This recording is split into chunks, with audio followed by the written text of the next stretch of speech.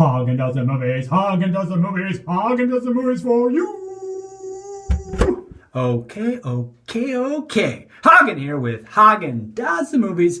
And today we are going to be reviewing a low-budget B movie called Bubba the Redneck Werewolf. Now, this isn't your ordinary werewolf movie like Wolf with Jack Nicholson and James Spader, where the wolf bit Jack, and then the next day you could hear better and smell better and have sex better. And then you know, it turns into a wolf after that. No, this is a little different. This is about a lonely guy named Bubba, and he works at this shop where he's like, you know, helps dogs and stuff at night. I don't know what he's doing there. And then he's lonely, and he's like, I wish I could give my girl back, Billie Jean, Bobby Jean, Booby Jean. I don't know, one of those kind of hick names. But anyway, the devil like senses this guy's desperation, so he comes up and he's like, Bubba, I can make your dreams come true.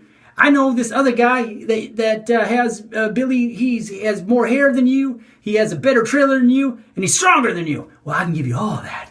And Bubba's like, where do I sign? And so he does. And the devil's like, tomorrow you're gonna be stronger, and you're gonna have all this wonderful hair, and you're gonna love it. And guess what happens? The next day he wakes up and he's a goddamn werewolf. Yeah, a werewolf. And so he goes to the bar, and he's like, hey guys, do you notice anything different? And they're like, no, Bubba, what's going on? I mean, well, your hat looks cleaner. And then one lady's like, Bubba, did you grow a beard? And that was it. Like, no one notices he's a goddamn werewolf.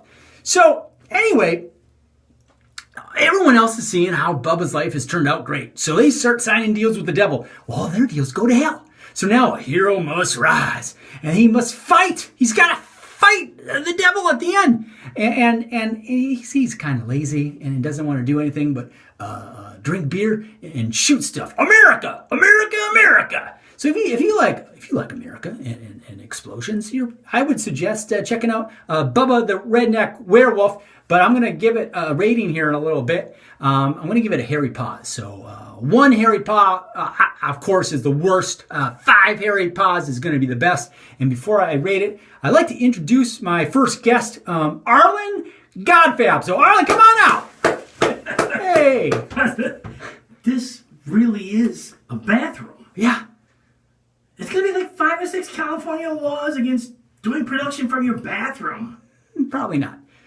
So, let's go. Arlen, let me ask you your first question. You saw the movie, right? Yeah. What was your favorite scene? Did you have one?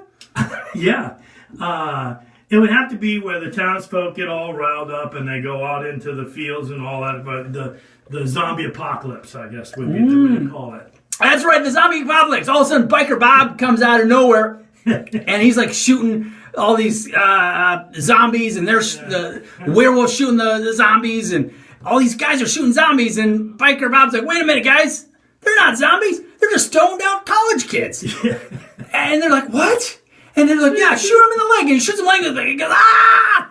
He's like, they're just college kids. Well, it doesn't stop them, they just keep shooting the college kids. That was a funny scene. Arlen, let's just go ahead and rate this sucker. I'm going to give this thing 3.5 hairy paws. Now, what do you give it?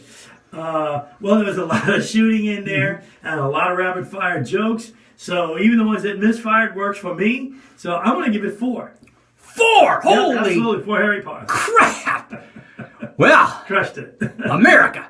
Anyway, Arlen, that's a really good rating. So I guess you guys have to go out and see that movie. Hey, Arlen, why don't you tell us how we hooked up? I mean, got together. I mean, well, we're in the movie together. Yeah, that's it. Yeah, that's it. There was no romance involved. Well, you know, the interesting thing was making a movie called I Had a Bloody Good Time at House Harker. It's right here on Prime as well. Right. And I was doing, you know, the usual work and that kind of a thing. I played an exorcist priest, and that was a movie that you were involved in intimately as a producer, as a lead actor, and all of that. Oh, yeah.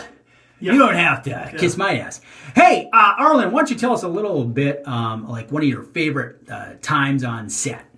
Well, my favorite scene would have to be the time I was surrounded by by vampires in this particular. Wrong movie. Yeah. Well, you know, it's easy at my age. But I was surrounded by vampires, a whole horde of them and all that, and it looked like I was done for. And lo and behold, I had a surprise weapon against them, and that is I took my shirt off like this, and I had a crucifix tattoo all across my chest. I don't see no cross on your chest now. No, that was because it was a fake tattoo, and a wonderful artist by the name of Bethany Richard actually was able to create a template and then fill it in. Took about 2.5 hours of work. Did it tickle?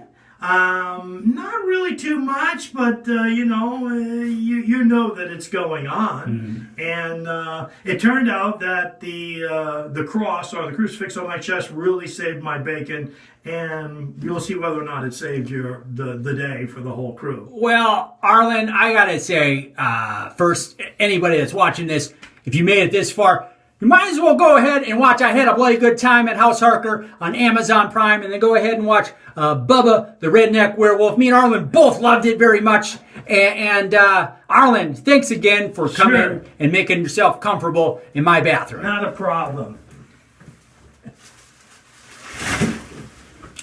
And kids, remember, stay in school, or you may be reviewing movies in your bathroom.